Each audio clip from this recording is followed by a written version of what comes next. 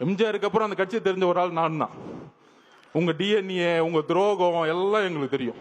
அப்ப அண்ணங்கிட்ட அப்பயே சொன்னானே, இதெல்லாம் பண்ணுவாங்க, இந்த சூழ்ச்சிக்கெல்லாம் பண்ணுவாங்க சுப்ரீம் கோர்ட்டு, நீங்க சொன்ன உடனே போயிடலான்னு. 16வது நாள் அமைதியாயிட்டோம். இன்னைக்கு ஸ்டாலின் சாரோடைய திமுக மகன் மருமகன், மகன் ஒரு லெவல்ல இருப்பார், மருமகன் சீஃப் செக்ரட்டரி, தாவேக்காவை எப்படி அழிக்கணும், இதுதான் அஜெண்டா. அதுக்கு தான் பெண்ணு 20 கோடி. அந்த 27 இருந்து அந்த கோர்ட், சுப்ரீம் கோர்ட் ஓபன் ஆகிற டைம் 8 நாள். ஒன்னு லீகல் ஃபைட், மீடியா நம்ம திறக்கவே முடியாது, எல்லாரும் கைது, மாவட்ட செயலர் கைது, எல்லாரும் ஓட விடு. அன்னைக்கு காலில் நிர்மல்குமார் அவர்கள் உயர் நீதிமன்றத்தில் போய் மென்ஷன் பண்ணார். இன்னைக்கு 28ஆம் தேதி சண்டே மார்னிங் அறிவு சார் எல்லாரும் போய் ஐயா உயர் நீதிமன்றத்தில் போய் ஐயா தப்பு நடந்திருக்கு, போஸ்ட்மார்ட்டம் அவசரமா பண்ணிக்கிட்டு இருக்காங்கன்னு ஒரு மனுவை கொடுக்குறாரு. அவர்கிட்ட பேசுறாரு நிர்மல்குமார் அவர்கள். காலங்காத்தால நாங்களே வந்து தலைவர்கிட்ட சொல்லிட்டு அண்ணா தப்பு நடக்குதுன்னு நம்ம, ஆனா அன்னைக்கு அந்த கேஸ் எடுக்கல. உயர் நீதிமன்றம் வெக்கேஷன் கோர்ட்ல ஆயிடுச்சு. எல்லா தகவலையும் சொன்னோம். அந்த ஒரு வாரம் நீதித்துறைக்கும் போக முடியல, மீடியாக்கிட்டையும் போக முடியல. ஏன் மீடியாட்ட போக கூட அவங்க மட்டும்தான் பேசுறது கேட்கணுமா? அதுல ஒருத்தர் மீச வச்சிருக்கலாம் பேசிட்டு இருப்பாரு, சட்டையை பிடிச்ச ஒன்னு அடிக்கணும், வெளியே வந்து தொடர பார்ப்போம். மீடியானா ஒட்டுமொத்த 2 கோடி மக்களோட உணர்வு நாங்க இருக்கிறோம், தைரியம் தொடுங்க பார்ப்போம். வேண்டாம், எங்களுக்கு அந்த அரசியல் தெரியாது, ரவுடி அரசியல், கேவலமா பேசக்கூடிய அந்த மாதிரி ஒருமையில பேசக்கூடிய எங்களுக்கு தேவையில்லை. ஆனால் மக்களுடைய இறப்புக்கு இன்னும் எங்களுக்கு வழி இருக்கு, அந்த உணர்வு எங்களுக்கு இருக்கு. இப்ப எழுதில நாங்க பேசல, மனசுல இருந்து வருது. இந்த 40 நாள் என்ன பண்ணீங்க, மக்களுக்கு என்ன பண்ணீங்க? நான் சொன்னேன் பாருங்க, அதை விட்டுட்டேன். நம்ம செல்வராஜ் அப்படி அவங்கள போட்டு 25ஆம் தேதி இல்ல நீங்க இந்த இடத்துக்கு தான் போகணும், இல்லன்னா கேன்சல், அவர்கிட்ட மிரட்டுறாரு பார்த்திபன்ட்ட. அதெல்லாம் இருக்கு, இந்த இடத்துக்கு மட்டும்தான் நீங்க வரணும், இல்லன்னா இந்த இடமே கேன்சல். அப்ப திருப்பியும் ஒரு 2-3 நேரம் கழிச்சு ரொம்ப பக்குவமா பாசமா, பிரதர் நீங்க தயவு செஞ்சு ஒத்துக்குவாங்க, நாங்க பாதுகாப்பு கொடுக்குறோம் அப்படின்னு இறக்கப்பட்டு பேசின உடனே செல்வராஜோட பொய் வாக்குறுதிகளை நம்பி அதை சைன் போட்டுட்டாங்க. அதுல என்ன பொய்? 25ஆம் தேதி தான் அவங்க மனு கொடுத்தாங்க, நாங்க 26 ஒத்துக்கிட்டோம், 27 நடந்துருச்சு. 10 நாளா கத்திரிட்டு இருக்காங்க மாவட்ட நிர்வாகம், எங்களுக்கு அந்த வேணாம், அந்த இடம் வேணாம், இடம் வேணாம். இப்ப தெரிஞ்ச அந்த சூழ்ச்சி.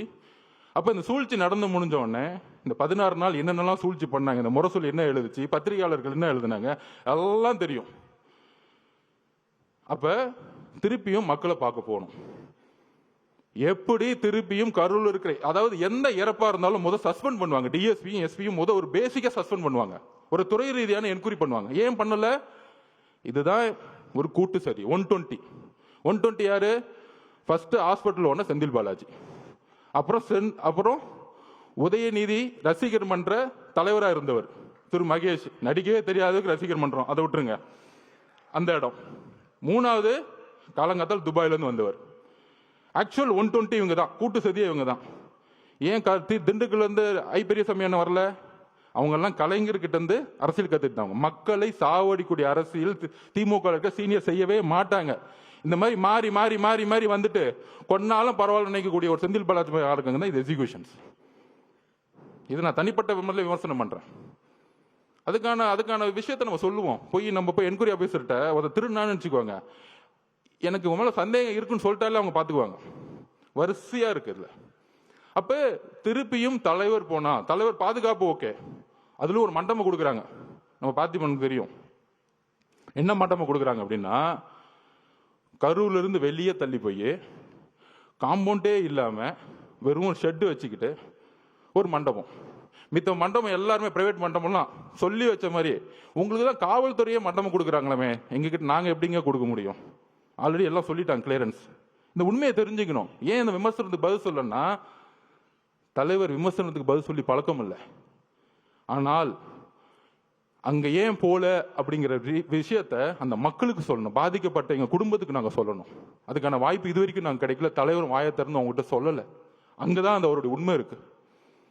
எவ்வளவு கடுமையான ஒரு நேரம் ஒரு தலைவருக்கு, உறவுகளை இழந்து பார்க்க முடியாம 30 நாள் வீட்டுக்குள்ள இருந்து பார்க்கவே முடியாத சூழலை உருவாக்கிய ஒரு அரசு, காவல்துறை, மீடியா இதெல்லாம் பார்த்துக்கிட்டு பொய்யையும் உள்வாங்கிக்கிட்டு கடைசியில இதே இடத்துல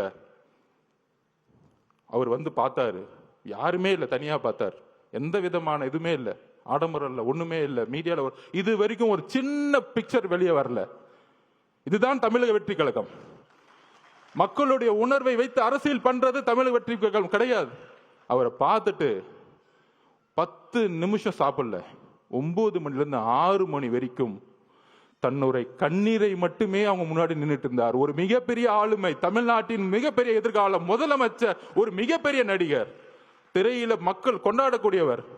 ஆனால் மக்கள் முன்னாடி அழுது கண்ணீரை சேர்ந்து அந்த 30 நாள் அம்மா அக்கா குழந்தைங்களை பார்த்து அதுக்கப்புறம் என்னால பேச முடியல. என்னெல்லாம் பேட்டி கொடுத்தாங்க தெரியும். அப்படி அப்படி அப்படி நடந்துச்சா எனக்கு இது வரைக்கும் உள்வாங்க முடியல. அவரை பார்க்க முடியுமா அப்படின்னு. ஆனால் 9 மணி நேரம் கண்ணீர் விட்டு சிந்திய ஒரே தலைவர் எங்களுடைய தலைவர்.